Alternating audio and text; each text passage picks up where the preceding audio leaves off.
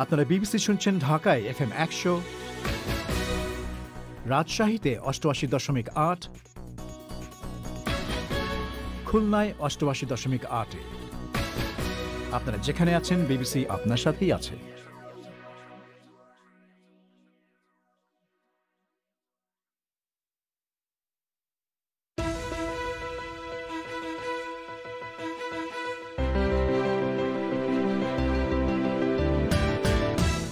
Greenhouse gas নির্গমনের মাত্রা এক দশকে 55% কমানোর অঙ্গীকার ইউরোপের।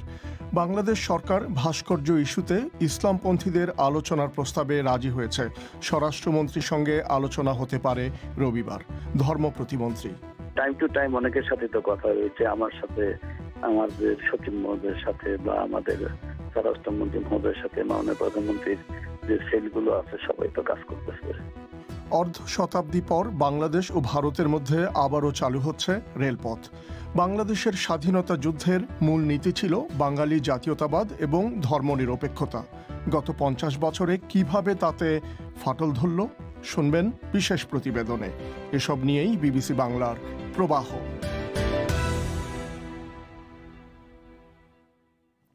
অনুষ্ঠানে আপনাদের স্বাগত জানাচ্ছি, মিজানুর রহমান খান। এই অধিবেশন আপনারা রেডিওতে FM প্রচার তরঙ্গ ছাড়াও ইন্টারনেটে শুনতে পাচ্ছেন বিবিসি বাংলার ওয়েবসাইট থেকে। বায়ুমণ্ডলে গ্রিনহাউস গ্যাস নির্গমনের মাত্রা আগামী 10 বছরে 55% কমানোর এক অঙ্গীকারের ব্যাপারে একমত হয়েছেন ইউরোপিয়ান ইউনিয়নের নেতারা। ব্রাসেলসে সারা রাত ধরে আলোচনা শেষে গৃহীত এই লক্ষ্যমাত্রাকে উচ্চাকাঙ্ক্ষী টার্গেট হিসেবে উল্লেখ করা হচ্ছে। এখনও পর্যন্ত এই টার্গেট ছিল 40%। ইউরোপীয় পরিষদের প্রেসিডেন্ট চার্লস মিশেল বলেছেন, জলবায়ুর পরিবর্তন সামাল দেওয়ার আন্দোলনে ইউরোপ নেতৃত্ব দিচ্ছে। আরও শুনুন ফারহানা পারভিনের কাছে। টানা 8 ঘণ্টা ধরে বেলজিয়ামের রাজধানী ব্রাসেলসে ইউরোপীয় নেতাদের এই বৈঠক অনুষ্ঠিত হয়। আলোচনা শেষে ইউরোপিয়ান কাউন্সিলের প্রেসিডেন্ট চার্লস মিশেল টুইটারে উচ্চাকাঙ্ক্ষী এই সমঝোতার কথা ঘোষণা করেন। তার এই বার্তায় তিনি ঘোষণা করেন যে জলবায়ু পরিবর্তনের বিরুদ্ধে চলমান যুদ্ধে ইউরোপ নেতৃত্ব দিচ্ছে। এই সমঝোতায় বায়ুমণ্ডলে গ্রিনহাউস গ্যাস নির্গমনের মাত্রা 2030 সালের মধ্যে 1990 সালে কার্বন ডাই অক্সাইড গ্যাস নির্গমনের তুলনায় 55% কমিয়ে আনার অঙ্গীকার করা হয়েছে। বর্তমানে এই টার্গেট ছিল 40%। লক্ষ্যমাত্রা আরও 15% বাড়িয়ে 55% উন্নীত করার ঐক্যমতে পৌঁছানোর কাজটি খুব একটা সহজ ছিল না। পোল্যান্ড সহ মধ্য ইউরোপের যেসব দেশ জ্বালানির জন্য কয়লার উপর নির্ভরশীল, তাদের কারণে সমঝোতায় পৌঁছাতে কিছুটা বিলম্ব হয়েছে। দূষণমুক্ত জ্বালানি উৎপাদনের ব্যাপারে এসব দেশ আর্থিক সাহায্য দাবি করেছিল, তাদেরকে সেই প্রতিশ্রুতি দেওয়া হয়েছে। ইউরোপিয়ান কমিশনের প্রধান উর্সুলা ফন ডের লায়ান বলেছেন, নতুন এই লক্ষ্যমাত্রার কারণে কার্বনমুক্ত জ্বালানি ব্যবহারের পথে ইউরোপ এখন পরিষ্কার দিক নির্দেশনা পাবে। ইউরোপের লক্ষ্য হল এই শতাব্দীর মাঝামাঝি সময়ে অর্থাৎ 2050 সালের মধ্যে কার্বন নিরপেক্ষতা অর্জন করা। কিভাবে সেটা করা হবে, 27টি দেশের জন্য এখন সেই পরিকল্পনা তৈরি করবে ইউরোপীয় কমিশন। পরিবেশবাদী গ্রুপগুলো বলছে, জলবায়ুর পরিবর্তন রোধের চেষ্টায় 55% টার্গেট যথেষ্ট নয়। গ্রিনপিস বলছে এটা খুব সামান্য অগ্রগতি। তাদের দাবি এই লক্ষ্যমাত্রা কমপক্ষে 65% করা হোক। ইউরোপিয়ান পার্লামেন্টেও এই টার্গেট 60% করার কথা বলা হয়েছে। ফারহানা পারভিন। বাংলাদেশ সরকার ভাস্কর্য ইস্যুতে ইসলামপন্থীদের আলোচনার প্রস্তাবে রাজি হয়েছে বলে জানা গেছে। উভয় পক্ষের সূত্রগুলো জানিয়েছে, আগামী রোববার স্বরাষ্ট্রমন্ত্রীর সঙ্গে ইসলামপন্থীদের একটি প্রতিনিধি দলের অনানুষ্ঠানিক বৈঠক হতে পারে। ধর্ম প্রতিমন্ত্রী বিবিসিকে বলেছেন, ইসলামপন্থী কয়েকটি দল এবং হেফাজতে ইসলামের পক্ষ থেকে প্রধানমন্ত্রী বা সরকারের উচ্চ পর্যায়ের সাথে বৈঠকে বসতে চেয়ে যে চিঠি দেওয়া হয়েছে সে ব্যাপারে তারা আলাপ আলোচনা করছেন। তবে ইসলামপন্থীরা বলেছেন যে ভাস্কর্য বিরোধী অবস্থানেই তারা অনড় রয়েছেন। ঢাকা থেকে আরও জানাচ্ছেন কাদির কল্লোল।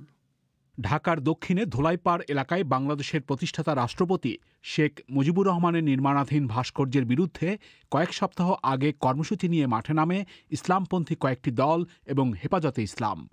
এরই মাঝে কুষ্টিয়ায় শেখ মুজিবের একটি নির্মাণাধীন ভাস্কর্য ভাঙচুরের ঘটনাও ঘটে। সেই প্রেক্ষাপটে ক্ষমতাসীন আওয়ামী লীগ রাজনৈতিকভাবে ব্যাপক প্রতিক্রিয়া দেখিয়েছে। ইস্যুটি নিয়ে একটা উত্তপ্ত পরিস্থিতি তৈরি হলেও সরকার এবং ইসলামপন্থীদের মধ্যে অনানুষ্ঠানিক যোগাযোগ বা কথাবার্তাও চলছে। এখন ইসলামপন্থীদের পক্ষ থেকে বৈঠকে আনুষ্ঠানিক আলোচনার প্রস্তাব দিয়ে প্রধানমন্ত্রী বরাবর চিঠি পাঠানো হয়েছে। সরকারও তাতে রাজি হয়েছে। ধর্ম প্রতিমন্ত্রী ফরিদুল হক খান বলেছেন, দুই পক্ষের আনুষ্ঠানিক আলোচনার জন্য তারা ব্যবস্থা নিচ্ছেন। টাইম টু টাইম অনেকের সাথে তো কথা হয়েছে, আমার সাথে, আমাদের সচিব মহোদয়ের সাথে বা আমাদের স্বরাষ্ট্রমন্ত্রী মহোদয়ের সাথে, মাননীয় প্রধানমন্ত্রীর যে সেলগুলো আছে সবাই তো কাজ করতেছে। তারা শুধু একটা অ্যাপ্লিকেশন দিয়েছেন মাননীয় প্রধানমন্ত্রীর কাছে, আমরা 10 জন বা 11 জন ওলামা আপনার সাথে দেখা করব। আমরা এটা এখন প্রসেস করবো, প্রসেস করে মাননীয় প্রধানমন্ত্রীর কাছে পাঠাবো। পাঠাইলে হয়তো দেখার সুযোগ হলে দেখা করবে। ইসলামপন্থী দলগুলো এবং হেফাজতে ইসলামের পক্ষ থেকে সরকারের সাথে আলোচনার বা বৈঠকের ব্যবস্থা করার দায়িত্ব দেওয়া হয়েছে কওমি মাদ্রাসা বোর্ডের চেয়ারম্যান মাহমুদুল হাসানকে। তাদের এই উদ্যোগের সাথে জড়িত এবং ইসলাম বিষয়ক সাময়িকী আল জামিয়ার সহকারী সম্পাদক মোহাম্মদ আশরাফুল্লাহ বলেছেন, ধর্মে ভাস্কর্য নির্মাণ জায়েজ নয়। সেই অবস্থানই তারা স্বরাষ্ট্রমন্ত্রী এবং সরকারের বিভিন্ন পর্যায়ের সাথে আলোচনায় তুলে ধরবেন। ভাস্কর্য পরিবর্তে অন্য কোনো বঙ্গবন্ধুর স্মৃতিস্মারক হোক, সেটা আল্লাহ তাআলা নিয়ে নেবে নাম হতে পারে বা অন্য যে কোনো কিছু হতে পারে, বিষয়ে আমরা উত্তম ভাবে আমরা বলবো, বোঝাচ্ছি। ইসলামপন্থী একটি দলের নেতা বলেছেন, সরকার চাইলে ভাস্কর্য নির্মাণ করতেই পারে, কিন্তু তারা তাদের অবস্থান এবং ধর্মীয় বিষয় তুলে ধরেছেন। এখন সেটা বিবেচনায় নেয়া না নেয়া সরকারের বিষয় বলে তিনি উল্লেখ করেছেন। তারা তাদের পুরনো অবস্থানেই অনড় থাকলে সেখানে আলোচনায় কোনো লাভ হবে কিনা সেই প্রশ্নে হেফাজতে ইসলামের সিনিয়র নায়েবে আমির আব্দুর রব ইউসুফী বলেছেন, আলোচনায় বসলে একটা উপায় বের হতে পারে। আমরা সরকারের কাছে প্রস্তাব দিছি যে এই বিষয়ে আমরা সরকারের সঙ্গে কথা বলতে চাই এবং এর জন্য শান্তিপূর্ণ এবং সম্মানজনক কোনো সমাধান বের হয়ে আসতে পারে। এখন বল সরকারের কোর্টে, সরকার যদি এরা সমাধানের দিকে আসতে না চান, আমাদের কিছু করার নেই। শরীয়তের দৃষ্টিকোণ থেকে আমাদের যা বলার আমরা সেটাই বলে যাচ্ছি। যদি আপনাদের পজিশনে কোনো পরিবর্তন না হয় তাহলে আলোচনা করে কি লাভ হবে? না, আলোচনায় বিকল্প কোনো পথ বা ওয়ে বের হয়ে আসতে পারে। আলোচনা তো এই জন্যই, অনেক জটিল জটিল বিষয় আদি আলোচনার মাধ্যমে সমাধান হয়ে যায়, যে আমরা এটার মধ্যে বিশ্বাসী। বিশেষ করে প্রধানমন্ত্রী ধর্মীয় ব্যাপারে উনি একগুঁয়েমি করেন না, এটা আমাদের জানা এবং আমাদের বিশ্বাস। সেই হিসাবে বসলে একটা সমাধান বের হয়ে আসবে। সরকার ধোলাইপাড় এলাকায় মুজিব ভাস্কর্য নির্মাণ করবেই এমন অবস্থানই সরকারের পক্ষ থেকে তুলে ধরা হচ্ছিল। তবে ধর্ম প্রতিমন্ত্রী ফরিদুল হক খান বলেছেন, গত কয়েকদিনের অনানুষ্ঠানিক আলোচনাগুলোতে সমাধানের উপায় তারা চিহ্নিত করেছেন। আমার কথা হলো একটু ভাস্কর্যটাই হবে। আমি বলছি, ওরা অনেক সময় বলছে এই কথা যে ওই জায়গাটা যদি একটা বঙ্গবন্ধুর নামে গেট করেন ভালো হয়। ভালো কথা, যদি ওই জায়গায় তারা গেট করেছে, বঙ্গবন্ধুর গেট করলাম, ভাস্কর্য 10 মিটার আগায় দিলাম বা 10 মিটার পিছিয়ে দিলাম, হয়ে গেল, সমস্যার সমাধান হয়ে যাবে ইনশাআল্লাহ। এটা নিয়ে টেনশন করার কোনো কারণ নেই। আল্লাহ। তবে আওয়ামী লীগ এবং এর সহযোগী সংগঠনগুলো রাজনৈতিক দিক থেকেও প্রতিবাদ অব্যাহত রাখছে। কাদির কল্লোল, ঢাকা থেকে। প্রায় 55 বছর পর বাংলাদেশ ও ভারতের মধ্যে একটি রেলপথ আবারও চালুর উদ্যোগ নিয়েছে দুই দেশ। বাংলাদেশের চিলহাটি ও ভারতের হলদিবাড়ি পর্যন্ত রেললাইনটি 1965 সালের পাক ভারত যুদ্ধের সময় বন্ধ হয়ে যায়। কর্মকর্তারা বলছেন, এই রেলপথ পুনরায় চালুর মাধ্যমে যোগাযোগ, ব্যবসা বাণিজ্যের প্রসার সহ দুই দেশের সম্পর্ক আরও ঘনিষ্ঠ হবে। তবে এই রেল যোগাযোগে বাংলাদেশের নিরাপত্তা নিশ্চিত হবে কিভাবে এবং বাংলাদেশে প্রবেশের পর ভারতীয় ওই ট্রেনটির প্রশাসনিক ক্ষমতা কাদের হাতে থাকবে, জানার চেষ্টা করেছেন ঢাকায় আমাদের সংবাদদাতা সঞ্জনা চৌধুরী। বাংলাদেশের নীলফামারী জেলার চিলাহাটি থেকে ভারতের হলদিবাড়ি পর্যন্ত রেল সংযোগের কাজ সম্প্রতি শেষ করেছে দুই দেশ। এর ফলে দীর্ঘ 55 বছর পর আবারও চালু হতে যাচ্ছে এই রুটের রেল যোগাযোগ। প্রকল্প অনুযায়ী বাংলাদেশের চিলাহাটি রেল স্টেশন থেকে ভারতের 0 পয়েন্ট পর্যন্ত প্রায় 7 কিলোমিটার এবং ভারতের 0 পয়েন্ট থেকে হলদিবাড়ি পর্যন্ত প্রায় 3 কিলোমিটার, সব মিলিয়ে মোট 10 কিলোমিটার ব্রডগেজ রেলপথ ও লুপলাইন সহ আধুনিক মানসম্মত অন্যান্য অবকাঠামো নতুন করে নির্মাণ করা হয়েছে। এই রুটে রেল চালু হওয়ার ফলে দুই দেশের মধ্যে যোগাযোগ বাড়ার সঙ্গে সঙ্গে ব্যবসা বাণিজ্যে নতুন দ্বার উন্মোচিত হবে। সেই সঙ্গে শিলিগুড়ি থেকে কলকাতা যেতে 2 থেকে 3 ঘণ্টা কম সময় লাগবে বলে জানিয়েছেন রেলমন্ত্রী মোহাম্মদ নুরুল ইসলাম সুজন। কলকাতা থেকে দর্শনা হয়ে, ঈশ্বরদী হয়ে, পার্বতীপুর হয়ে, সাইদপুর হয়ে, নীলফামারী হয়ে, ডোমার হয়ে, চিলাহাটি হয়ে, হলদিবাড়ি হয়ে শিলিগুড়ি এই জায়গায় গেছে। ব্রডগেজ ট্রেন, যে কোনো ট্রেন এই দিক দিয়ে আপনার চলতে আর কোনো অসুবিধা নেই। কেউ যদি ট্রেনে ভ্রমণ করতে চায় তাহলে ঢাকার থেকে তারা সহজেই তারা এই রুট ব্যবহার করে তারা ট্রেনে করে আপনার শিলিগুড়ি পর্যন্ত যেতে পারবে। কলকাতা থেকে শিলিগুড়ি তারা যে ঘুরে ঘুরে যায় এই রুটটার ব্যবহার করে যায়, কলকাতা থেকে দর্শনা হয়ে শিলিগুড়ি যায়, তাহলে 200 কিলোমিটার কম লাগবে তাদের পথ, 2-3 ঘন্টার সময় কমে আসবে। রেলওয়ে সূত্র মতে 1947 সালের পাকিস্তান ভারত বিভক্তের পরও এই পথে যাত্রী ও মালবাহী রেল চলাচল করত। 1965 সালে ভারত পাকিস্তান যুদ্ধের পর থেকেই বন্ধ হয়ে যায় এই রুটের ট্রেন চলাচল। এত বছর পরিত্যক্ত এই রেলপথকে পুনরুজ্জীবিত করতে গত বছর প্রায় 80 কোটি 17 লাখ টাকার একটি দীর্ঘমেয়াদী প্রকল্প হাতে নেয় বাংলাদেশ সরকার। প্রাথমিকভাবে এই রুটে শুধুমাত্র পণ্য পরিবহনের জন্য মালবাহী ট্রেন চলাচল করবে। এজন্য বাংলাদেশের কয়েকটি পয়েন্টে পণ্য খালাসের ব্যবস্থা রাখা হয়েছে। সামনের বছরের 26শে মার্চ স্বাধীনতার 50 বছর পূর্তিতে যাত্রী পরিবহন শুরু হতে পারে বলে জানিয়েছেন মিস্টার ইসলাম। এই দুই দেশের মধ্যে আরও 4টি রুটে ট্রেন চলছে, সেই নিরাপত্তা এই নতুন রুটের ক্ষেত্রেও প্রযোজ্য হবে বলে তিনি জানান। মৈত্রী এবং বন্ধন দুটো ট্রেন আমাদের ঢাকা থেকে একটা সপ্তাহে 5 দিন কলকাতার সঙ্গে যাওয়া আসা করে। খুলনা থেকে বন্ধন নামে আরেকটি ট্রেন যেটা কলকাতা যাওয়া আসা করে। কাজে এটা তো অলরেডি আমরা সেই অপারেশন করতেছি এবং গুডস ট্রেন আমাদের আসতেছে ভারত থেকে, এখান থেকে যাচ্ছে। কাজে সেগুলি তো আমাদের চলমান আছে। এটা একটা পঞ্চম আমাদের রুট হচ্ছে এটা একটা। এই রেলটা যখন বাংলাদেশের সীমান্তে ঢুকবে তখন এর জুরিডিকশনটা আসলে কাদের হবে? যদি কোনো প্রশাসনিক ব্যবস্থা তখন আমাদের জুরিডিকশন হবে, ভারতে যখন যাবে তখন ভারতের জুরিডিকশন হবে। চিলাহাটি হলদিবাড়ি রুটের পাশাপাশি দর্শনা, বেনাপোল, রহমানপুর, বিরল ও রাধিকাপুর রুট দিয়ে ভারতে ট্রেন চলাচল প্রক্রিয়া শুরু হয়েছে বলে জানিয়েছেন রেলমন্ত্রী। এর ফলে বাংলাদেশ ও দুই দেশের পর্যটন ও বাণিজ্য সম্পর্ক আরও গভীর হবে বলে জানিয়েছেন ভারতের উত্তর পূর্ব রেলপথ জনসংযোগ কর্মকর্তা শুভানন চন্দ্র। এরই মধ্যে ভারতের অংশের সব কাজ সম্পন্ন হয়েছে বলে তিনি জানান। গত 8ই অক্টোবর ভারতের একটি রেল বিশেষজ্ঞ দল হলদিবাড়ি সীমান্ত রেল স্টেশন দিয়ে পরীক্ষামূলকভাবে একটি রেল ইঞ্জিন সীমান্ত পেরিয়ে বাংলাদেশে নিয়ে আসে। সেখানে 10 মিনিট অবস্থানের পর ইঞ্জিনটি পুনরায় হলদিবাড়ির উদ্দেশ্যে ছেড়ে যায়।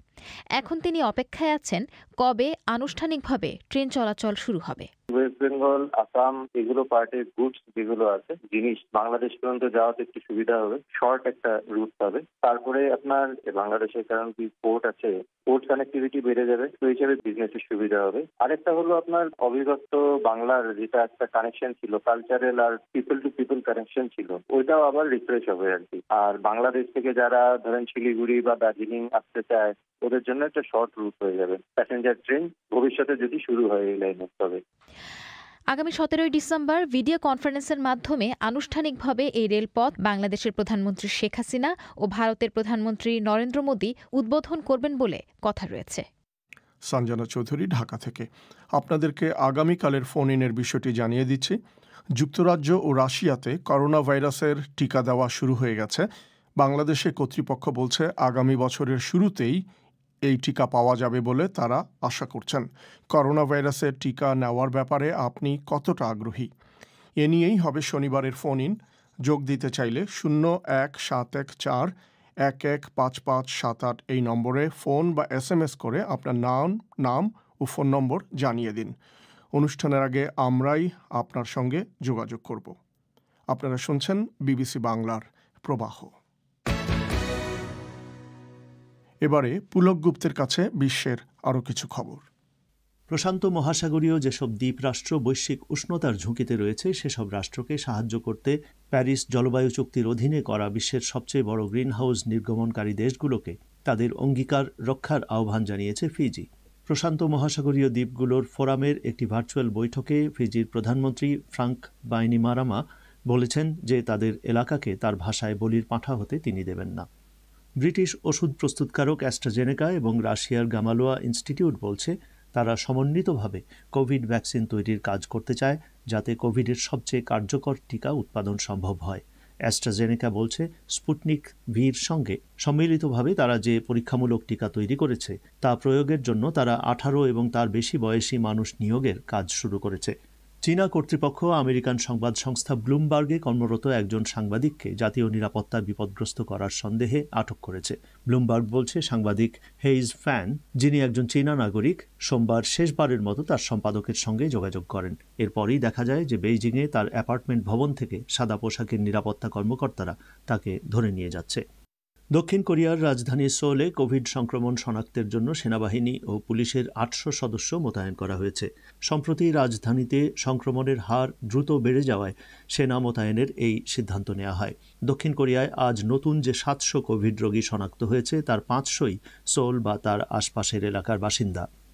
অব্যাহত লড়াইয়ের ফলে ইথিওপিয়ার টিগ্রে অঞ্চলে বেসামরিক লোকজনের কাছে ত্রাণ পৌঁছানো যাচ্ছে না বলে যে অভিযোগ উঠেছে, সরকার তা অস্বীকার করছে। সরকার বলছে এ ধরনের অভিযোগ অসত্য এবং তা ওই অঞ্চলে স্থিতিশীলতা ফিরিয়ে আনার প্রচেষ্টাকে খাটো করছে। টিগ্রে অঞ্চলে লড়াই শুরুর আগে থেকেই প্রায় ৬ লাখ লোক ত্রাণের উপরে নির্ভরশীল ছিল। আজও দুটি আন্তর্জাতিক ত্রাণ সংস্থা জানিয়েছে যে তাদের ৪ জন কর্মী নিহত হয়েছে। ভারতে আয়ুর্বেদ চিকিৎসকদের ছোটখাটো শল্য চিকিৎসার অনুমতি দেবার প্রতিবাদে প্রায় ১০ লাখ ডাক্তার দিনব্যাপী ধর্মঘট করছেন।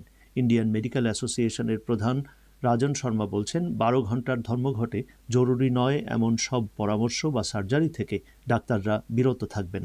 ডাক্তাররা বলছেন, আয়ুর্বেদ চিকিৎসকদের শল্য চিকিৎসার অনুমোদন আধুনিক চিকিৎসা বিজ্ঞানের সঙ্গে মশকরা করার শামিল। ক্ষমতাসীন হিন্দু জাতীয়তাবাদী বিজেপি প্রাচীন আয়ুর্বেদ চিকিৎসার প্রচার ও প্রসারের চেষ্টা চালাচ্ছে। পুলক গুপ্তের কাছে শুনছিলেন বিশ্ব সংবাদ। আপনারা বিবিসি বাংলা শুনছেন ঢাকায়, কুমিল্লায়, সিলেটে। আপনারা যেখানে আছেন বিবিসি বাংলা আপনার সাথেই আছে।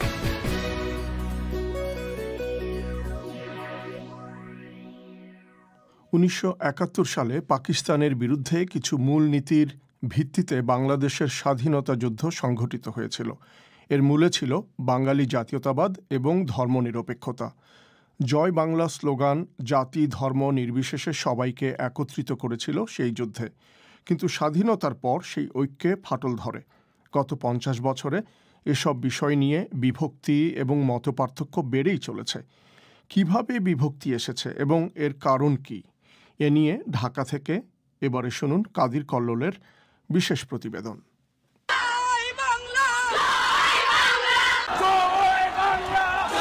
জয় বাংলা মুক্তিযুদ্ধের স্লোগান। এই স্লোগান কিভাবে বাংলাদেশের হয়েছিল এ নিয়ে নানান আলোচনা রয়েছে। ৬০-এর দশকের একজন ছাত্রনেতা জানিয়েছেন, ৬৯-এর গণঅভ্যুত্থানের চূড়ান্ত পর্যায়ে যাওয়ার আগেই রাজপথে ছাত্রদের মিছিলে উচ্চারিত হতে থাকে জয় বাংলা স্লোগান। ১৯৭০ সালের যে নির্বাচনকে কেন্দ্র করে বাংলাদেশের মুক্তিযুদ্ধ হয়েছিল, সেই নির্বাচনের আগে স্বাধীনতা সংগ্রামের নেতা শেখ মুজিবুর রহমান ঢাকায় তৎকালীন রেসকোর্স ময়দানে ভাষণ শেষ করেছিলেন জয় বাংলা স্লোগান দিয়ে। ৬৯-এর গণঅভ্যুত্থানের নেতা এবং এখন আওয়ামী লীগের সিনিয়র নেতা তোফায়েল আহমেদ বলেছেন, জয় বাংলা স্লোগান দিয়েই মুক্তিযোদ্ধারা পাকিস্তানি বাহিনীকে মোকাবেলা করত। ১৯৬৯-এ ঐতিহাসিক গণঅভ্যুত্থানের মধ্য দিয়ে তখন থেকে কিন্তু আমরা জয় বাংলা এই স্লোগান দিতে শুরু করি এবং জাতির পিতা বঙ্গবন্ধু পাকিস্তান কারাগার থেকে মুক্তি লাভ করার পরে ১৯৬৯-এ আমরা এই জয় বাংলা স্লোগান দিই। তারপরে মুক্তিযুদ্ধের সময় জয় বাংলা একটা জাতীয় স্লোগানে রূপান্তরিত হয়। জয় বাংলা স্লোগান দিয়েই কিন্তু মুক্তিযোদ্ধারা হানাদার বাহিনীকে মোকাবিলা করে, তাদেরকে পরাজিত করে। জয় বাংলা, বাংলার জয়, জয় বাংলা, বাংলার জয়, হবে হবে হবে হবে নিশ্চয়। কিন্তু স্বাধীন বাংলাদেশে অল্প সময়ের মধ্যেই ঐক্যে ভাঙন ধরে। রাজনৈতিক বিভক্তির বড় উদাহরণ হয়ে দাঁড়ায় দুটি স্লোগান, জয় বাংলা এবং বাংলাদেশ জিন্দাবাদ। তোফায়েল আহমেদ বলেছেন, বিভক্তির রাজনীতি থেকে মুক্তিযুদ্ধের স্লোগানকেও দলীয় স্লোগান হিসেবে দেখিয়ে বিতর্কিত করা হয়েছে। স্বাধীনতার পরেও কিন্তু জয় বাংলা স্লোগান আমরা ঐক্যবদ্ধভাবে দিতাম, কিন্তু পরবর্তীকালে বিভিন্ন রাজনৈতিক দল হওয়ার পরে, যেমন জিয়াউর রহমানের যে আজকে বিএনপি দল, তারপরে যেই জাসদ একসময় জয় বাংলা স্লোগান দিত, জাসদ তো আওয়ামী লীগ থেকে বেরিয়ে গিয়ে একটা নতুন দল করেছিল তখন ১৯৭২ সনে, তারা কিন্তু আগের স্লোগান জয় বাংলা স্লোগান দিত, তারাও বন্ধ করে। পরবর্তীকালে কেউ কেউ এটাকে দলীয় স্লোগানে রূপান্তরিত করার চেষ্টা করে। এটা খুব দুর্ভাগ্যজনক ঘটনা। মিস্টার আহমেদ বিভক্তির রাজনীতির শুরুর দায় চাপিয়েছেন জাসদের রাজনীতি এবং বিএনপির প্রতিষ্ঠাতা জিয়াউর রহমানের ওপর। কিন্তু জাসদের একাংশের সাধারণ সম্পাদক শিরিন আক্তার বলেছেন, সদ্য স্বাধীন দেশে মতাদর্শের পার্থক্য নিয়েই ছিল তাঁদের রাজনীতি। মুক্তিযুদ্ধের ভিত্তি নিয়ে তারা কখনো কোনো প্রশ্ন তোলেননি বলে তিনি দাবি করেছেন। জাসদের বিষয়টি মুক্তিযুদ্ধ পরবর্তী যে সময়টি, সেই সময়টিতে আমরা যে কাজটি করেছিলাম সেটি একেবারেই বাংলাদেশের অর্থনীতি, বাংলাদেশের রাজনীতিটা কি হবে, কেন হবে, সেই জায়গাটাতে একটা আমাদের পার্থক্য তৈরি হয়েছিল। আমরা সমাজতন্ত্রের কথাটি লালন করেছিলাম, কিন্তু আজকে যা সত্য আমরা সেই কথাটি স্পষ্ট করে বলতে চাই।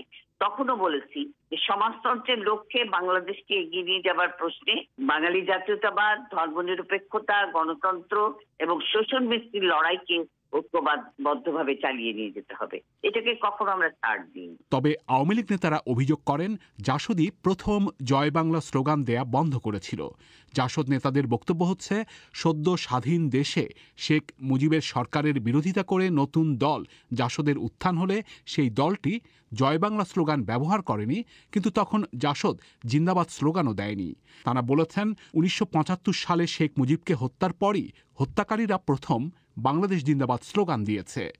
সেই সময় আওয়ামী লীগ বিপর্যস্ত হয়ে পড়ায় জিন্দাবাদ স্লোগানের প্রাধান্য ছিল দীর্ঘ সময়। জাসদ নেত্রী শিরিন আক্তার বলেছেন, ৭৫-এর পট পরিবর্তনের পরই জয় বাংলা স্লোগানের পাশাপাশি বাঙালি জাতীয়তাবাদ সহ মূল ভিত্তিগুলোর ওপর প্রভাব পড়ে বিভক্তির রাজনীতির। স্বাধীনতা পরবর্তীতে বিভিন্ন রকম মতাদর্শগত সংগ্রাম তখন যেমন ছিল, আবার সবচেয়ে বড় যে সংকটটি তৈরি হয়েছিল সেটি হলো যারা পাকিস্তানে বিশ্বাস করেছে এবং যারা ধর্মান্ধ সাম্প্রদায়িক রাজনীতিতে বিশ্বাসী ছিল, সেই ব্যক্তিবর্গরা যখন বঙ্গবন্ধুকে হত্যা করা হলো 15ই আগস্টে এবং সেনা শাসনের সমর্থনে, সেই সময় থেকে ওই শক্তিটাই একটা রাজনীতির জন্ম দিল, যার উদ্যোক্তা জিয়াউর রহমান।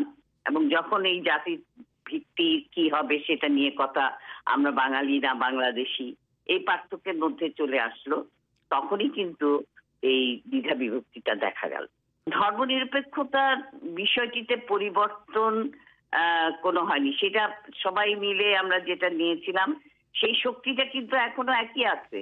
কিন্তু যেই শক্তিটা পাকিস্তানি ধারার রাজনীতির সপক্ষে মুক্তিযুদ্ধের সময়ও কাজ করেছে, মুক্তিযুদ্ধ পরবর্তীতেও কাজ করেছে, তো সেই শক্তিটা, এবং সেটা যখন রাষ্ট্রের প্রত্যক্ষ সহযোগিতা পেল, সেই জায়গা থেকে সেটা শক্তিশালী হল।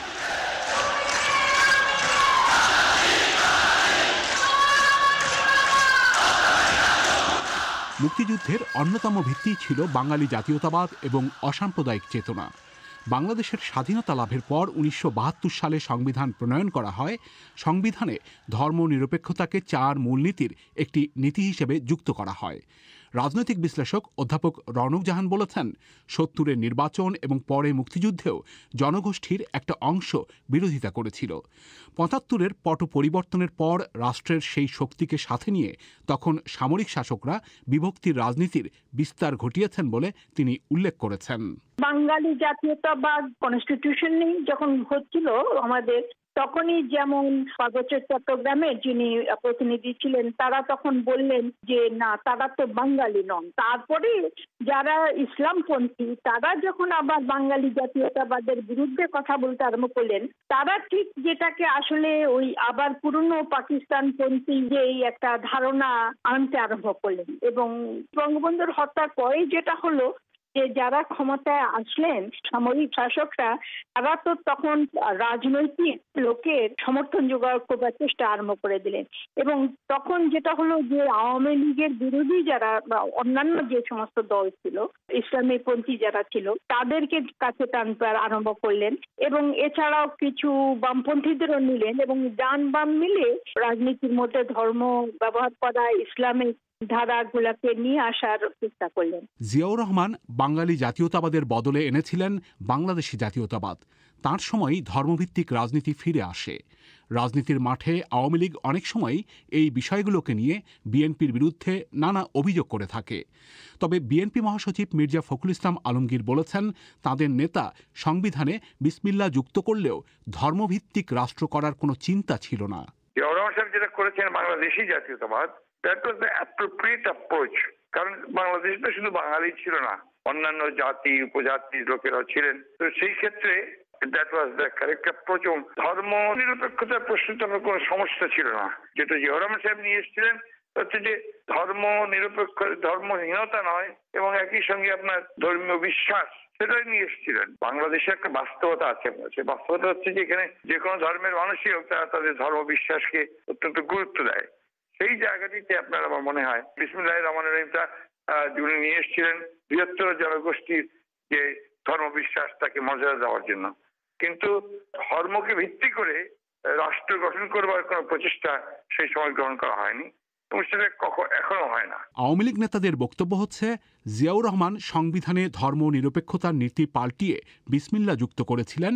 এর ধারাবাহিকতাতেই আরেক সামরিক শাসক জেনারেল এরশাদ সংবিধানে আবার সংশোধন করে ইসলামকে রাষ্ট্রধর্ম করেছিলেন। তোফায়েল আহমেদ বলেছেন, মুক্তিযুদ্ধের মূল ভিত্তিগুলো নিয়ে বিভক্তির রাজনীতির কারণে উগ্র শক্তিগুলো এখন মাথাচাড়া দিয়ে উঠছে। জাতির জনককে হত্যা করার পর যখন জিয়াউর রহমান ক্ষমতা নিল, সে কিন্তু সংবিধান পরিবর্তন করলো। যেমন আজকে যে পরিস্থিতি বাংলাদেশে এখন একটা মৌলবাদী শক্তি মাথাচাড়া দিয়ে উঠছে, এটার কিন্তু মূলের এই ভিত্তি কিন্তু স্থাপন করেছিল জিয়াউর রহমান। বিশ্লেষকরা মনে করেন, বাঙালি জাতীয়তাবাদ এবং ধর্মনিরপেক্ষতার নীতি যখন বদলে গেছে, তখন দেশ একেবারে উল্টো পথে হেঁটেছে।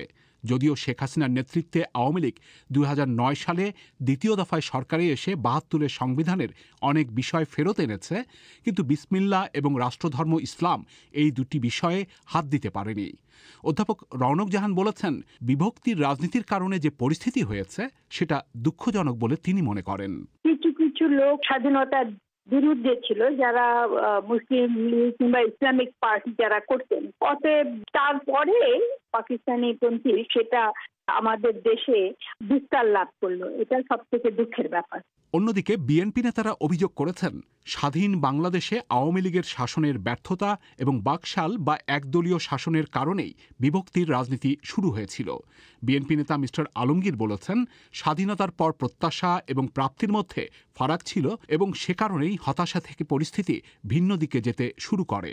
মূলত স্বাধীনতার পরে আওয়ামী লীগের যে শাসন, সেই শাসনে জনগণের আশা আকাঙ্ক্ষা কিছুটা আপনার পূরণ হয়নি এবং ফ্রাস্ট্রেশন, চরম ফ্রাস্ট্রেশন এসছে এবং সেইখান থেকেই আপনার মূলত সেই ঐক্য কিছুটা আপনার বিনষ্ট হয়েছে এবং mainly because of Awami League misrule. এবং তখন তাদের যে একক চিন্তা ভাবনা যে আমরা একাই দেশ মুক্ত করেছি, এই মুক্তিযুদ্ধের সমস্ত কৃতিত্ব আমাদের, আর অন্য কেউ কিছু করেনি, এই যে ধারণাটা সৃষ্টি করা হলো, এর কারণেই কিন্তু বিভক্তি বিভিন্ন দিকগুলো প্রসারিত। আপনি দেখেছেন যে সেই সময় জাসদের উত্থান, এটা হচ্ছে সম্পূর্ণভাবে আওয়ামী লীগের যে ব্যর্থতা এবং মতকে আপনার দমন করার যে অবস্থা তৈরি হলো, তার থেকেই আপনার এই ধরনের সিচুয়েশন তৈরি হয়েছে বলে আমি ব্যক্তিগতভাবে মনে করি। আওয়ামী লীগ এমন অভিযোগ মানতে রাজি নয়। বিভক্তির রাজনীতি নিয়ে এখনকার প্রধান দুই দল আওয়ামী লীগ এবং বিএনপির অভিযোগ পাল্টা অভিযোগ রয়েছে। তবে লেখক এবং গবেষক মহিউদ্দিন আহমেদ বিভক্তির রাজনীতির প্রেক্ষাপটকে দেখেন ভিন্নভাবে। ধর্মনিরপেক্ষতার একটা চর্চা হয়েছিল 60-এর দশকে, আমি বলবো একটা সাংস্কৃতিক জাগরণও ছিল, যেহেতু পাকিস্তানি এস্টাবলিশমেন্ট এই দেশকে শোষণ করার জন্য এবং বৈষম্য তৈরি করার জন্য ধর্মকে ব্যবহার করত। তো পাকিস্তানের বিরুদ্ধে যে গণতান্ত্রিক আন্দোলন, সেই আন্দোলনের অনুষঙ্গ হিসাবে অসাম্প্রদায়িক রাজনীতিটা এদেশে ডেভেলপ করেছে। 71-এর মুক্তিযুদ্ধের পরে যখন পাকিস্তান পরাজিত এবং তারা দৃশ্যপটে নাই, তখন কিন্তু ওই ধর্ম নিরপেক্ষতার ওই আবরণটি সরে গেছে এবং সেখানে সামনে চলে এসেছে নতুন বাস্তবতা, আমাদের জিওপলিটিক্স, প্রতিবেশী ভারত। এবং এই ভারতকে এই দেশে সাম্প্রদায়িক শক্তি সবসময় মনে করতো হিন্দু রাষ্ট্র, সেই জিনিসটা আস্তে আস্তে মাথাচাড়া দিয়েছে এবং এই ধর্ম নিরপেক্ষতার পর থেকে আস্তে আস্তে ক্ষমতাসীনরাও সরে গেছে। তখনই কিন্তু পরবর্তী ইতিহাসটার প্রেক্ষাপটটা তৈরি হয়ে গেছে। আওয়ামী লীগ এবং বিএনপি দুই দলের নেতারাই স্বীকার করেন, বিভক্তির রাজনীতির সুযোগে ধর্মভিত্তিক রাজনীতি এবং উগ্রতার বিস্তার ঘটছে। কিন্তু বাংলাদেশের এখনকার বাস্তবতায় বাঙালি জাতীয়তাবাদ এবং ধর্মনিরপেক্ষতার নীতিতে আবারও ঐক্যমত্য হওয়া সম্ভব নয় বলে তাঁরা মনে করেন। বিশেষ প্রতিবেদনটি পরিবেশন করলেন কাদির কল্লোল। শেষ করার আগে সংবাদ শিরোনাম। গ্রিনহাউস গ্যাস নির্গমনের মাত্রা আগামী এক দশকে 55% কমানোর অঙ্গীকার ইউরোপের। বাংলাদেশ সরকার ভাস্কর্য ইস্যুতে ইসলামপন্থীদের আলোচনার প্রস্তাবে রাজি হয়েছে বলে জানা গেছে। স্বরাষ্ট্রমন্ত্রীর সঙ্গে আলোচনা হতে পারে রবিবার। আমাদের পরবর্তী অধিবেশন পরিক্রমা শুনবেন আশা করে বিবিসির লন্ডন স্টুডিও থেকে। আমি মিজানুর রহমান খান আপাতত এখানেই বিদায় চাইছি। ভালো থাকবেন।